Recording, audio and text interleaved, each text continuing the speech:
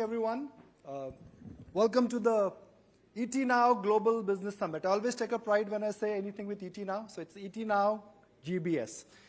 Now my guest, Ray Dalio, I would say my colleagues Avan and Vikram, well, they've not introduced the real fact, which is that Mr. Dalio has made, as a practitioner, as somebody who's a historian, but is also a practitioner, highest amount of wealth ever for his clients. Are you interested in hearing how he's made the wealth? Should I carry on with the session? Highest amount of wealth ever been made by a hedge fund manager for his clients. Mr. Dalio, I guess that's a powerful introduction, right? So glad to be here.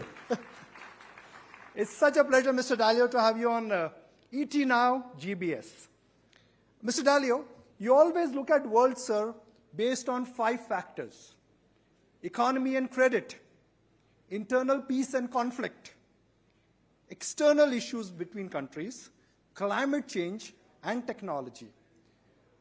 If you have to look at the mechanics of the world, rather than giving our audience a fish to eat, if they have to catch the trick, how to catch the next fish, how would you put your thoughts into play and explain some of these pointers? The number one being, sir, economy and credit. Thank you for asking me, and thank you for having me there today. Yes, you're right. My goal is to explain the mechanics of this, and then we can reflect on what's happening. As you say, I'm a practical investor who has to make macroeconomic investment decisions every day. And I learned in my life that many things that surprised me didn't happen in my lifetime, but happened many times in history. So there were 3 big forces that drew my attention to study history over the last 500 years, and then I discovered the other 2 of the 5. But the first is to understand the mechanics of credit, money, debt, and economics. In other words, credit gives buying power. Credit also creates debt. Debt has to be paid back. That debt has to be paid back with hard money or soft money because they print more money. If that debt goes to create productivity, it raises living standards and it's successful. And so that dynamic has happened, but in a most important way in the United States, which is the world's treasury market that the interest rates all around the world are operating by, produced an enormous amount of credit and debt and are continuing to produce an enormous amount of credit and debt that is having an effect on the interest rates and the money markets and the economy, which we will go into in a second. That very much relates to the internal political issues. So when we talk about internal, we're dealing with conflict internally. It's particularly important in the United States, but it exists in every country. That internal populism has emerged, particularly in the United States, in which there is a populist, meaning almost an extremist of the left and an extremist of the right, that have irreconcilable differences. And we're going to have not only an election, but a risk of unacceptable conflict in that political situation and the social situation that exists in varying degrees in different countries, but particularly in the United States, most importantly. Right. And then, of course, there's the third influence, which is the change in the global world order, the relative power of countries, and how the system works. In 1945, we created the world order that we're in. The way these world orders develop is there's a great war, and then the dominant power and powers decide how that works. And then there's a system. The reason that the United Nations is in New York and the World Bank and IMF or in Washington, D.C. is because of that dominant power. And that world shift is taking place, and India, of course, is right in the middle of that. That dynamic operating with the financial and the internal conflict creates a classic dynamic that we've seen repeat over time. And number 4 is droughts, floods, and pandemics, acts of nature, have caused more deaths and have caused more falls of governance systems, of orders, than any of the other ones. And we see that with climate change and the costs of climate change, just the financial costs of climate change, that's a big consideration. And of course, over time, number 5, is the inventiveness of mankind, and that goes with new technologies. And we're seeing this dynamic play out. Right. And what I saw and covered in a study of mine, which is then written in a book called The Changing World Order. That right. Changing World Order, I did a video also on it. You see these patterns happen over and over again.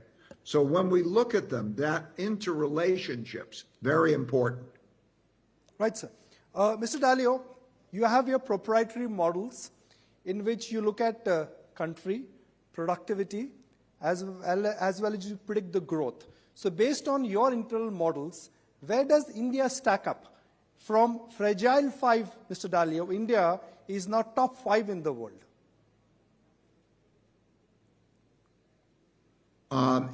In my book, and again called The Changing World Order, we use statistics that go back for many, many, many years to predict the next 10 years growth rate. India is projected to have the fastest growth rate in the world of any sizable economy. And that's why the basics, what are the basics? You're seeing a combination of the development of a middle class. And with that development, you're seeing vast improvements in education levels and in infrastructure.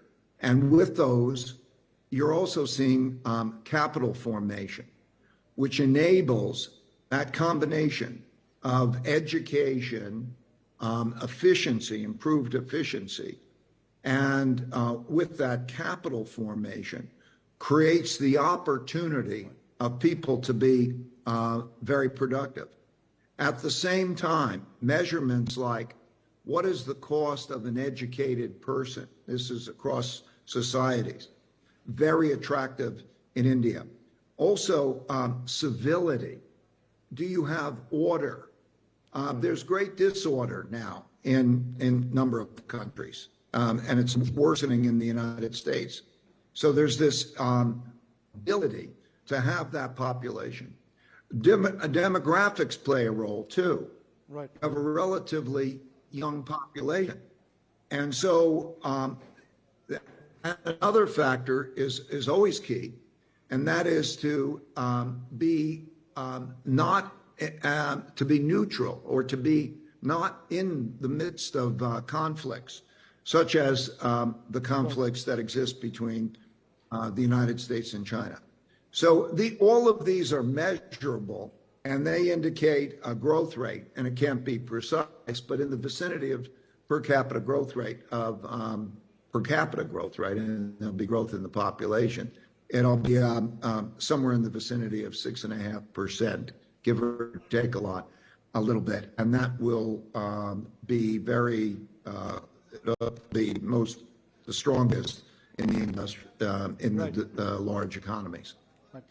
Mr. Dalio, in your book, you always refer to history as a benchmark, which is that there was a time in the world when guilder was the reserve currency in the world. Then that moved to franc, to the Great Britain pound, now dollar. But looking at the state of the US debt, what are the chances, and audience wants to really hear your views on that, what are the chances that US dollar could lose its reserve currency status?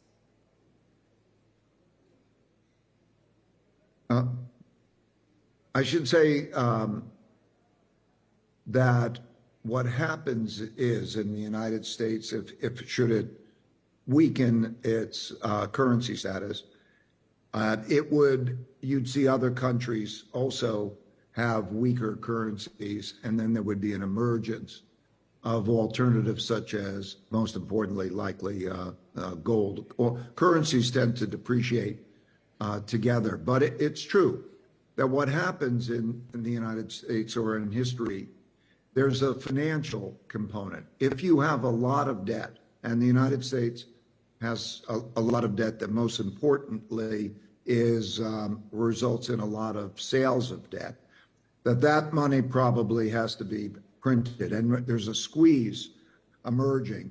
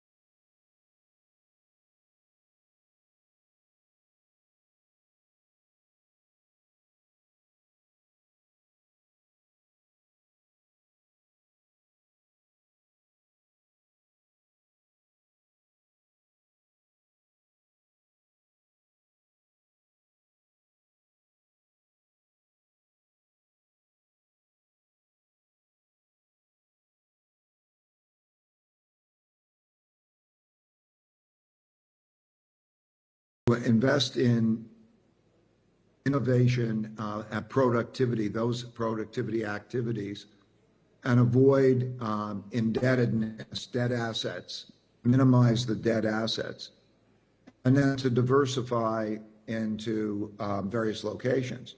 I would say that no one country should be, no one asset class, no one country, no one currency should be concentrated in because of the nature of that. So look at those good places and then look for good leadership. I must say that your leadership, particularly Prime Minister Modi's leadership and the stability and the support, the broad level of support, is a very important thing. So the three things I look at are, first, is the country, if I'm looking at a country, but it's true for businesses as well. Do they earn more than they spend? Are the financials good? Do they have internal competitiveness and cohesiveness so that there could be a healthy competition to raise productivity? And number three, are they in the middle of an international conflict, the world order that becomes threatening to them in a type of war, or are they more neutral? Those environments in which they have their sound finances, productivity with people working together in a civil way, and those minimizations of the risks of international conflict are the fundamentals that I look for. Mr. Dalio, you're bullish on India. Fundamentally, it's the good place to be in. Growth is enviable in the world. What will it take for your firm to come to India and invest either in the equity market or the real estate market or the debt market? What kind of regulations would you say are important for you to come here? We're primarily liquid investors, and the markets, the public markets, have some issues to be dealt with.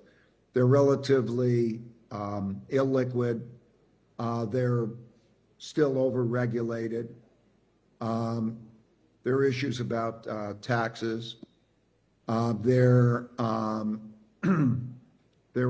concerns about capital controls. And as a result, foreign investment in your government bond market, for example, is only 1% of the bond market.